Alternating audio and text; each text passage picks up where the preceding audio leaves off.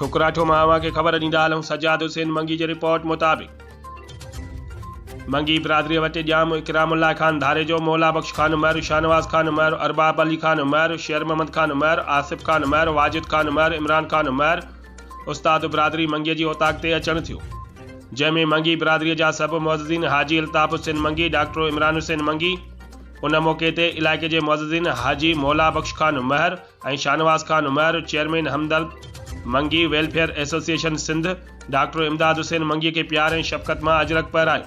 मंगी बिरादरी तरफ़ां मुकमल यकीन ॾियारियो वियो त असांजो मौला बख्श खान उमर सां अनटुट वास्तो आहे ऐं हू असांजो सभिनी जो महिरबानी वॾो आहे। मुंहिंजा प्यारा भाइरो दोस्त, अस्सलाम वालेकुम। जी भुट्टो दोस्त, सब खां पहिरियों मां अवां जो शुक्रिया अदा कंदुसि, अवां जी वॾी महिरबानी जे अवां दोस्तनि हमेशह असांजो साथ ॾिनो आहे।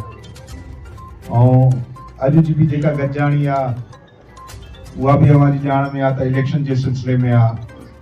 ऐं साॻी उम्मीद असां अवां सभिनी दोस्तनि मां रखूं था त इंशाअल्लाह हिन दफ़े तव्हां भरपूर नमूने सां वोट ॾेई पाकिस्तान पीपल्स पार्टी खे कामयाब कराईंदा।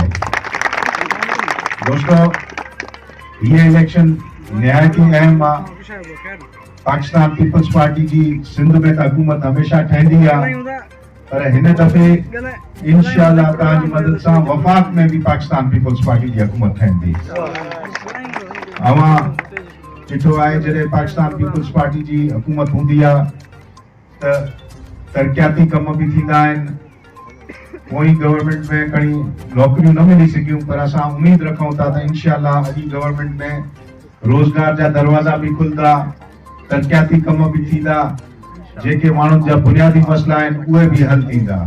मां अव्हांखे आख़िर में इहा गुज़ारिश कंदुसि त महिरबानी करे 8 तारीख़ ते सवेर निकिरी पंहिंजो वोट कास्ट कराइजो, पंहिंजा ॿार बच्चा कढी सवेरे सवेरे वोट कास्ट कयो त जीअं पाकिस्तान पीपल्स पार्टी कामयाब थिए।